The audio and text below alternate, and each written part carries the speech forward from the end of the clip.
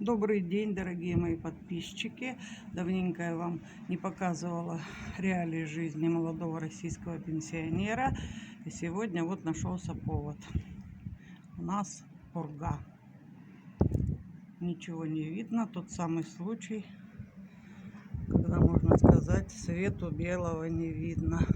Идет, свистит. Видимость 10 метров. Это поселок Дубинино, Красноярский край. Видимо, придется сегодня не рисковать и никуда не ходить. Просто наблюдать в окно за тем, как метет поземка, свистит ветер и падает снег. Ничего не видно.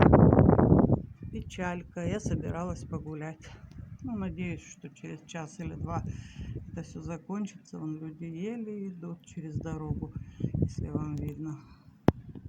Наверное, не видно. Все спрятались по домам. И это совершенно не неожиданно, потому что всю ночь свистел, дул ветер, сильный очень. И сейчас вот принесло.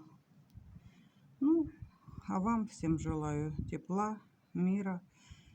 Будьте здоровы, с наступающим крещением. Может быть, это в связи с крещением такая погодка поднялась. Сегодня же крещенский сочельник. Показываю мой двор из окна.